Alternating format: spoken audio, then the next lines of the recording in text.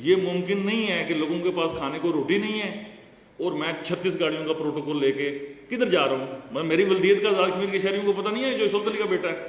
میں ہوٹل پہ جاؤں گا پھر پتہ لگے گا. 2 بجے تک میں سرکاری کام کرتا ہوں, سرکاری گاڑی پہ جانا, اس کے بعد میں اپنی پرائیویٹ گاڑی پہ جاتا ہوں. میری پرائیویٹ لائف ہے یار, مجھے کیا پنگا آیا ہوا ہے 2 بجے کے بعد بھی سرکاری گاڑی یوز کرنے کا. تو سیلف موریلٹی میری اپنی ہے. اسی طرح آزاد کشمیر کی بیوروکریسی میں بھی گرے ایریاز ہیں, میگا کرپشن اسکینڈلز ہیں, وہ سیاسی کارکنوں میں بھی ہیں نا. آپ کے جو ساتھی ہیں, آپ سارے دوست ایک دوسرے کو جانتے ہیں. اب میں نے کیا کرنا ہے؟ اگر میں نے ماضی کی نفرتوں کو لے کے چلنا ہے نا, میرا حال اور مستقبل بالکل تاریک ہو جائے گا. مجھے اکاؤنٹیبلٹی کرنی ہے, 100% کرنی ہے. اگر میرا کوئی وزیر بلیک اینڈ وائٹ کرپشن میں پکڑا گیا, میں اسے فارغ نہ کر سکا, ممکن ہے نہ کر پاؤں, یہ آبزرویشن آپ کی ٹھیک ہے. ایک بات کو تو آپ کو میں گارنٹی دیتا ہوں نا, مجھے اپنے آپ کو فارغ کرنے میں 30 سیکنڈ بھی نہیں لگیں گے. اپنا مونڈے تے پرنا رکھا وہ پہ جانے ہیں گھر اپنے. آئی حیات آئی, قضا لے چلے چلی, اپنا اپنی خوشی آئے نہ اپنی خوشی چلے. جو مجھے اپنا فیصلہ ہے نا, اپنی ذات کا فیصلہ, وہ میں نے کیا ہوا ہے کہ میں نے کیا کرنا ہے. سننی سب کی ہے, کرنی وہ ہے جو قانون اور آئین اجازت دیتا ہے. تو یہ میں نے آپ کو پہلے کہا نا, آپ کو یہ سوال کی ضرورت کیوں پڑی کہ یار میں بالکل اس چکر میں نہیں ہوں, میں اتنا اچھا آدمی نہیں ہوں کہ میں اتنے میاں شہباز شریف صاحب نے کہا جی کہ سر یہ آپ کے تو لگتا ہے کہ ریاست جو ہے وہ پتہ نہیں کون سی اسٹیٹ ہے, تو اس کے اللہ تعالیٰ 20 کروڑ کے مرسیڈیز خریدتے پھرتے ہیں. میں نے 2006 ماڈل کی کیمری نکالی ہے, ایک صدر صاحب کی خدمت میں پیش کر دی ہے, ایک خود. ٹھیک, مجھ پر یہ الزام لگا جی کہ حکمرانوں کو مراد دے دی ہیں. یار ظلم آپ پتہ کیا کرتے ہیں سارے بھائی, آپ رائے عامہ ہموار کرنے والے سب سے معتبر ترین دماغ ہیں. تصب سارے ہیں, چاہے میرے چ بھی ہے, لیکن اتنا کوئی تصب ورتو نا جڑا تہاڈوں پچ جائے, تسا نہیں مرنا, آپ نے حساب نہیں دینا. وہ کسی نے پوچھا بھائی کون سی گاڑیاں دی ہیں فارچونر, کدھر ہیں کدھر ہیں؟ میں چنگ جی دینے کی پوزیشن میں کسی کو نہیں ہوں, میں فارچونر کسی کو لینے دیتا ہوں. بھائی گاڑیاں تھیں, انہوں نے کہا جی نئی ہونڈا کاریں ہیں ان کے پاس جو پچھلی حکومتیں دے گئی ہوئی ہیں, 1 کروڑ 25 لاکھ 30 لاکھ کی گاڑی ہے وہ اس وقت.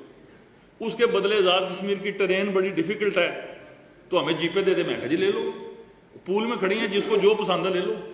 2012 ماڈل بھی ہے, 6 بھی ہے, 2002 ہے, باڈی رکھا لو, جو کہ آپ کام آپ نے کرنا ہے, کوئی قانون اجازت دیتا کر لو.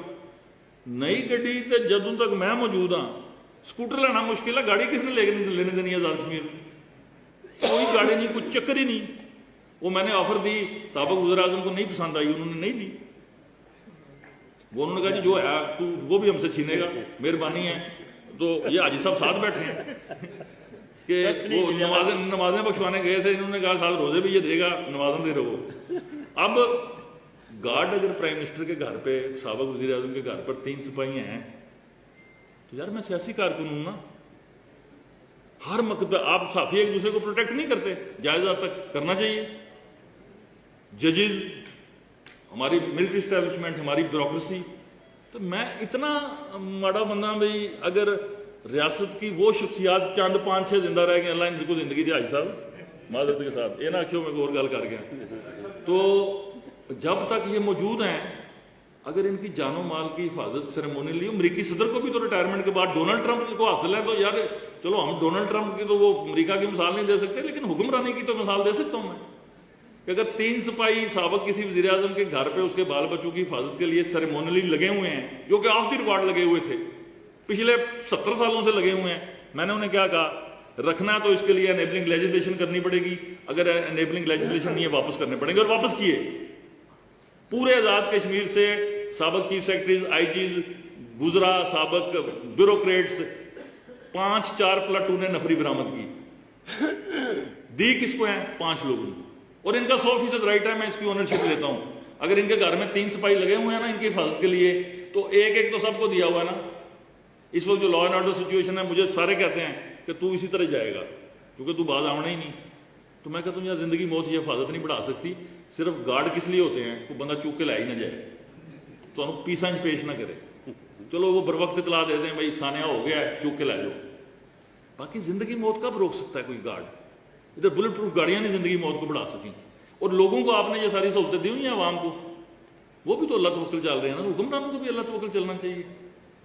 جتنی حفاظت تھی ان کو آپ نے دی ہوئی ہے اتنی میں بھی استعمال کر رہا ہوں. اب آپ بات کر لیں.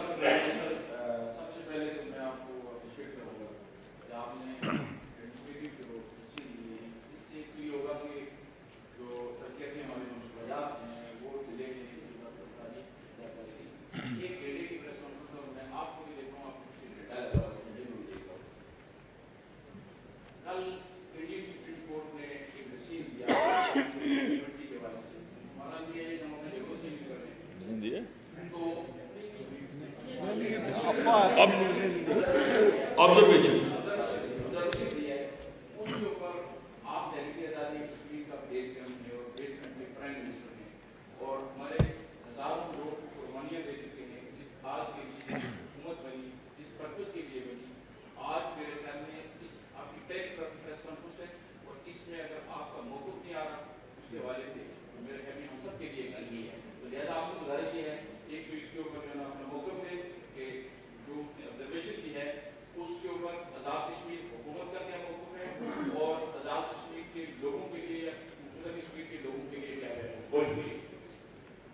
دیکھیے، آپ نے اب وہ نازک باب چھیڑا ہے جو سب سے تکلیف کا باعث ہے.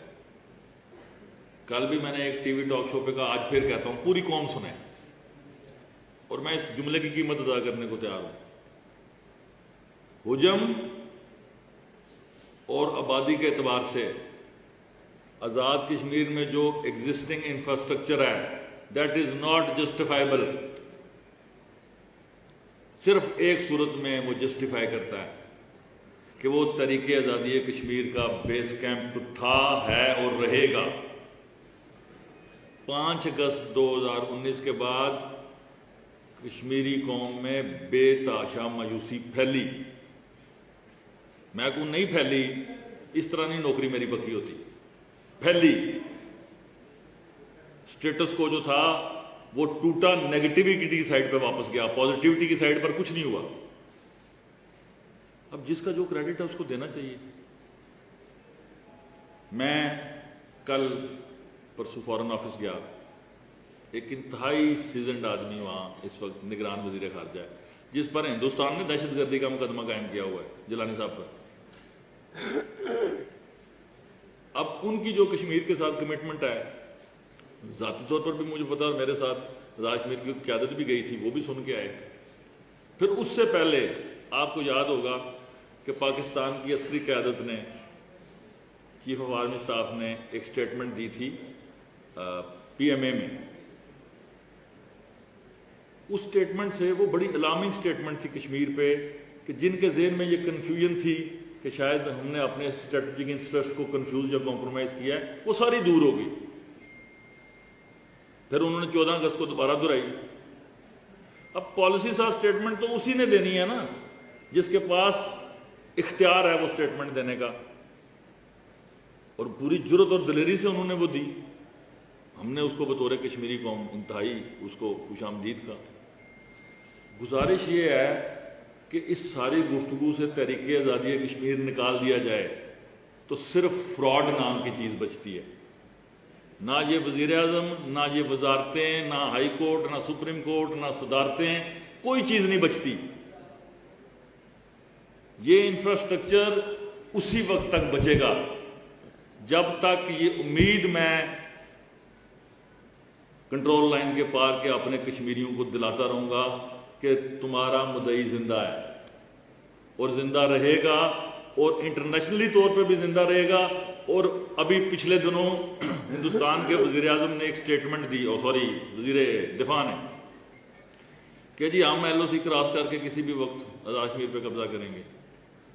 تو کسی صحافی نے، آپ جیسے دوست نے سوال پوچھا تو میں نے کہا کہ کہنے میں تو کوئی حرج نہیں نا.